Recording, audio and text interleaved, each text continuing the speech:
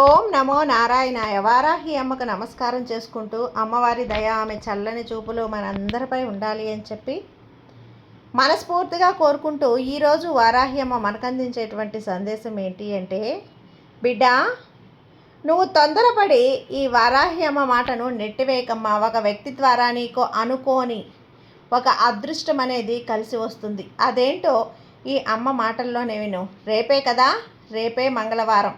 నువ్వు ఎదురు చూసే నీ కోరిక తీరబోయే రోజు అదే. కాబట్టి మనసు పెట్టి ఆలకించు అని చెప్పి వారాహి అమ్మ మన కోసం తెచ్చినటువంటి ఈ చక్కటి సందేశాన్ని వినే ముందుగా మన ఛానల్ని ఫస్ట్ టైం చూస్తున్నట్లయితే ప్లీజ్ సబ్స్క్రైబ్ చేసుకోండి ఫ్రెండ్స్. వీడియో నచ్చితే కనుక లైక్ చేసి సపోర్ట్ చేయండి. ఇక వీడియోలోకి వెళ్ళబోయే ముందుగా ఒక్కసారి జ్యోతిష్యంలో గొప్ప అనుభవం కలిగినటువంటి గురూజీ సుబ్రహ్మణ్యం రాజు గారు శ్రీ వారాహి అమ్మవారి ఆశీస్సులతో జ్యోతిష్యం చెప్తున్నారు.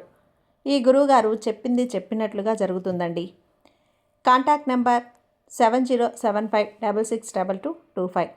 భార్యాభర్తల మధ్య గొడవలు, విదేశీ ప్రయాణం ఆలస్యం అవటం, ప్రేమ, పెళ్లి, సంతానం లేకపోవటం, కోర్టు సమస్యలు, గృహము మరియు కుటుంబ సమస్యలు, ధనం నిలకడగా లేకపోవటం, నమ్మిన వ్యక్తి మోసం చేయటం, స్త్రీలకు పురుషులకు సంబంధించిన గుప్త సమస్యలు ఎటువంటివైనా రోజుల్లో పరిష్కారం చేయబడును. మీరు ఎంతోమంది దగ్గర జ్యోతిష్యం మరియు పరిష్కారాలు చేయించుకొని నిరాశ చెంది ఉన్నట్లయితే ఒక్కసారి ఆదికొండ దేవతలైన కోయరాజు గారికి కాల్ చేయండి. కోయ గురూజీ గారు కొండదేవత పూజారి సుబ్రహ్మణ్యం రాజు గారు. Contact number 7075662225. మా జీవితంలో కూడా ఎన్నో మార్పులు జరిగాయండి, కాబట్టే నమ్మకంగా చెప్తున్నాను. జై వారాహి అమ్మ. ఇక వీడియోలోకి వచ్చేస్తే, బిడ్డ, రేపే మంగళవారం. అమ్మకి ఎంతో ఇష్టమైనటువంటి ఈ రోజున రేపటితో నీ జీవితం ఎంతో ప్రశాంతంగా మారబోతుందమ్మా. రేపటి రోజున నీ జీవితం సరికొత్త ప్రయాణంగా మొదలవబోతుంది. ఇన్ని రోజుల నుంచి నువ్వు పడినటువంటి వేదన, కష్టం, మన ఒత్తిడి ఇవన్నీ కూడా పక్కన పెడితే అన్నీ కూడా నీ కష్టాలన్నీ కూడా తుడిచిపెట్టుకొని పోతాయి. ఎక్కువగా వీటి గురించి ఆలోచిస్తూ ఉంటావు కదా, అవన్నీ కూడా దూరం అయ్యే రోజు వచ్చేసింది బిడ్డ. ఇక నువ్వు ఎలాంటి సందేహము లేకుండా నిశ్చింతగా విను. ఒక్కసారి ఈ వారాహి అమ్మ మాటలు విన్నావంటే ఈ అమ్మ మాటల్లో సత్యం అనేది నువ్వు గ్రహించగలుగుతావు. ఆ శక్తి అనేది నీకు అర్థమయ్యేలా అవుతుంది. రేపటి నుంచి ఒక కొత్త ప్రయాణంలో నీ జీవితం కలవబోతుంది. అది కూడా రేపటి రోజు నుంచే. నీ వారాహి అమ్మకి ఎంతో ప్రీతికరమైనటువంటి మంగళవారం రోజున నీ జీవితం శుభమయంగా ఆరంభం కాబోతుంది.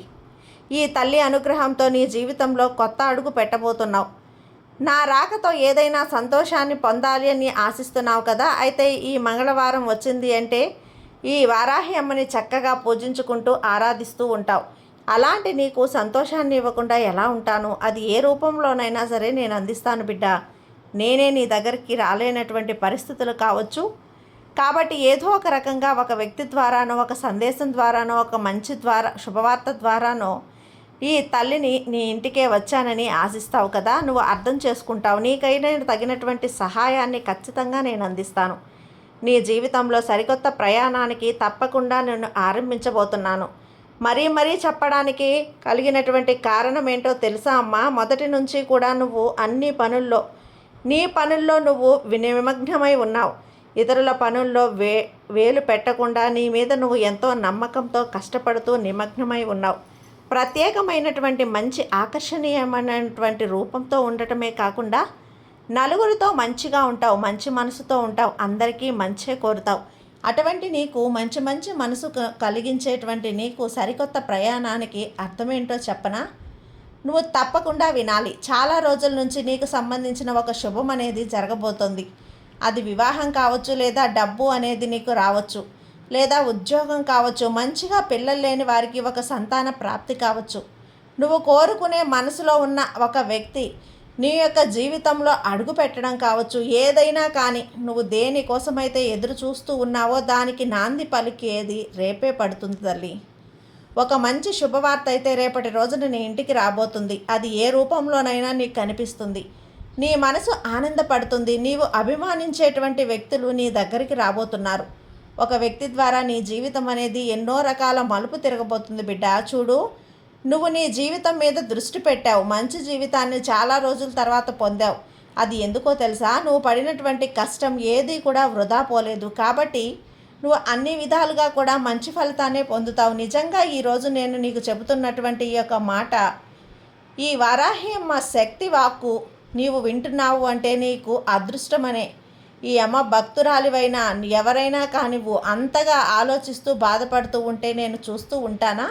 ఏ రూపంలోనైనా సరే ఈ వారాహి అమ్మని నీకు ఉత్సాహాన్ని కలిగిస్తాను, నీ బాధని తొలగిస్తాను, నీకు ధైర్యాన్ని నింపుతాను. గడిచినటువంటి కాలాన్ని నీవు కొన్ని సంవత్సరాలుగా నీ దగ్గరే ఎన్నో రకాల కష్టాలు సమస్యలు గూడు కట్టుకుని ఉన్నాయి కదా, అవన్నీ కూడా ఒక రోజున పక్కన పెట్టి నీ జీవితంలో స్నేహపూర్వకమైనటువంటి మాట్లాడేటువంటి వ్యక్తులు రేపటి రోజున నీకు పరిచయం కాబోతున్నారు. వారితో నువ్వు ఎన్నో రకాల విషయాలను పంచుకుంటావు.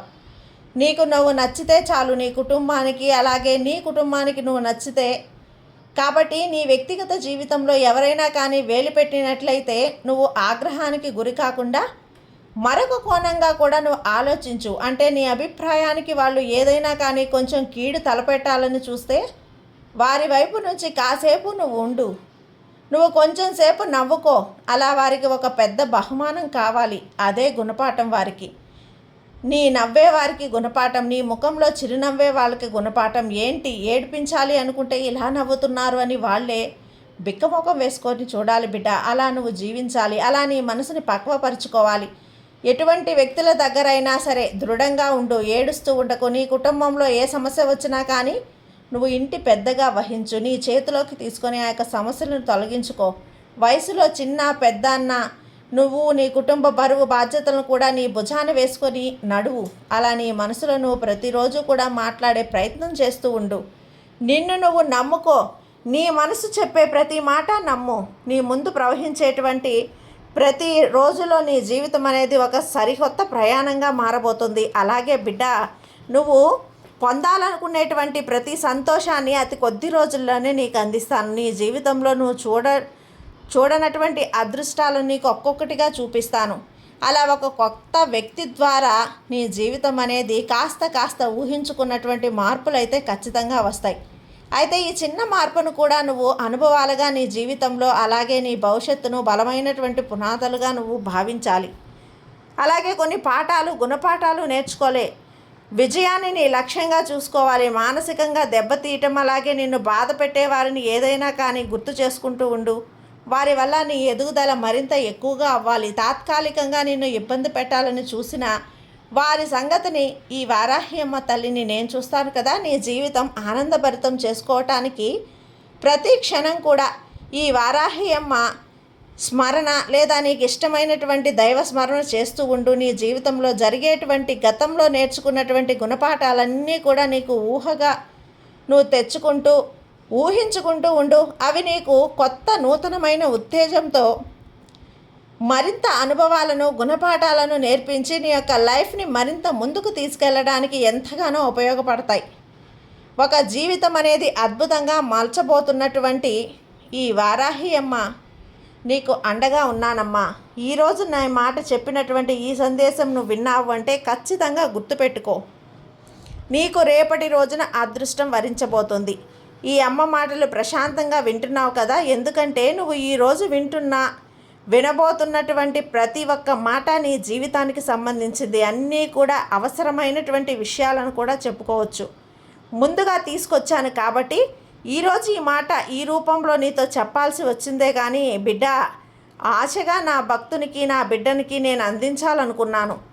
నేను ఎప్పుడూ కూడా నా భక్తుల నా బిడ్డల యొక్క క్షేమాలే కోరుకుంటూ ఉంటాను. క్షేమాలే కోరుకోవటం కాకుండా నిన్ను కాపాడుకుంటూ కూడా ఉంటాను.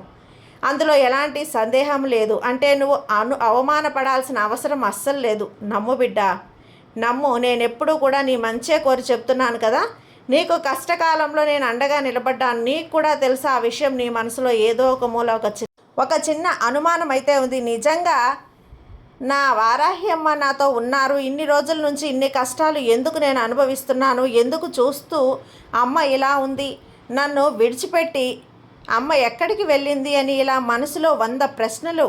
నీకు నేను కనిపించినంత మాత్రాన నీ దగ్గర లేనట్టు కాదమ్మా. నేను నిన్ను చూడనట్లు కాదు. నీ సమస్యలు తీరలేదని ఆ సమస్యలు నేను పట్టించుకోవటం లేదని అనుకోవద్దు. నేను నీ చుట్టూనే ఉన్నాను. నీ చుట్టూ ఒక రక్షణ కవచంలా నిల్చొని ఉన్నాను. కానీ ప్రశాంతమైనటువంటి ఏకాగ్రతతో నమ్మకంతో నీకు కనిపించేటువంటి మనసుతో ఒక్కసారి చూడు, నీకు తప్పకుండా ఈ తల్లి దర్శనం కలుగుతుంది. నా మాటలు కూడా నీకు తప్పకుండా వినిపిస్తాయి. అయితే ఈ తల్లి నేను నీ బిడ్డవే కదా, మరి ఎందుకు నన్ను ఇంతలా బాధ పెడుతున్నారు, కష్టాలు ఎందుకు తల్లి అని నాకే కావాలా, మీకు తెలుసు కదా, నాకు కావాల్సింది ఇవ్వచ్చు కదా, నాకు కావాల్సింది తెలిసినప్పుడు అది ఇచ్చి నన్ను సంతోషపెట్టచ్చు కదా. ఇలా నీ ప్రశ్నలన్నింటికీ తప్పకుండా సమాధానం తీరుస్తాను.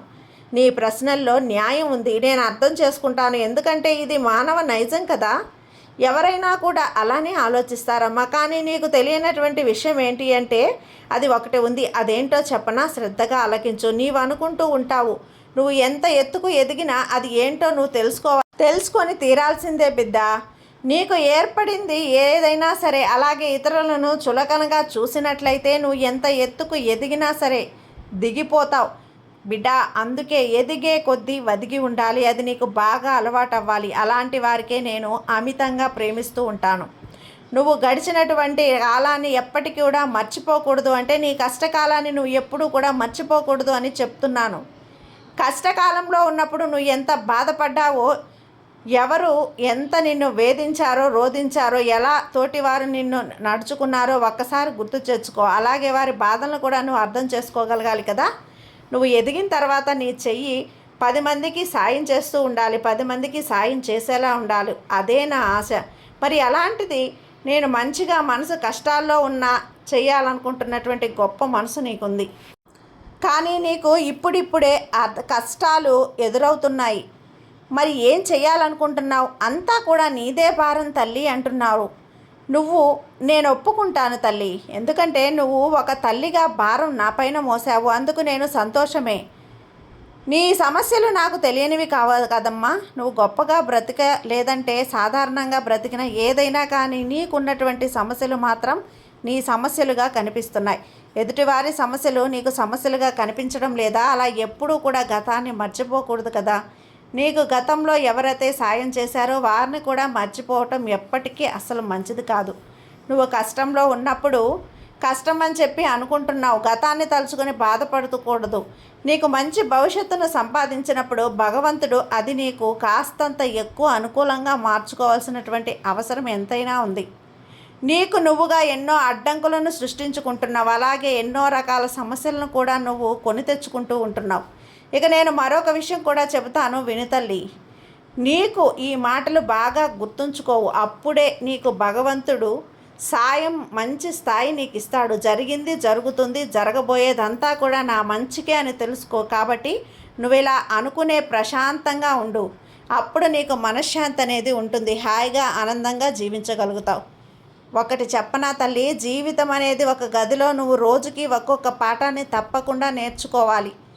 రోజుకి ఒక కొత్త అనుభవాన్ని తెలుసుకోవాలి. తెలుసుకున్నటువంటి పరిస్థితి ఏర్పడుతుంది. ఆ పాఠాలను అనుభవాలను చూసి నువ్వు ప్రతిరోజు ఏదో ఒకటి తెలుసుకుంటూ తప్పదు తల్లి. తెలుసుకొని నీ జీవితంలో మంచి స్థాయిలో ఉండాలి. కష్టాలు అనేవి కేవలం నీకు మాత్రమే అని తెలుసుకో. నీకు మాత్రమే కాదు అని తెలుసుకో. నీ తోటి వారి ఉన్న వారికి కూడా కష్టాలు వస్తాయి. ఏం జరిగినా కూడా సరిదిద్దుకొని నిలబడడానికి ప్రయత్నం చేయాలి. దురదృష్టాన్ని కూడా అదృష్టంగా మార్చుకోవడానికి ఎన్నో క్షణాలు పట్టవు. నేను మారుస్తాను. నాపై నమ్మకం ఉంటే అంతా ముందు రాబోయే రోజుల్లో నీకు మంచే జరుగుతుంది. నువ్వు నాపై అలిగావు అని నాకు తెలుసు బిడ్డ. నీ ముఖంలో ప్రకాశవంతమైనటువంటి చిరునవ్వులు చూడాలని ఈ దుర్గమ్మ సందేశం నీకు అందిస్తున్నాను. కాబట్టి దిగులు పడాల్సిన అవసరం లేదమ్మా. అర్థం చేసుకో. నమ్మకంతో ఉండు. ఈ అమ్మమై నమ్మకంతో ఉండు. నీకు అంతా కూడా మంచే జరుగుతుంది. సర్వేజన సుఖినో భవంతు. జై వారాహి అమ్మ.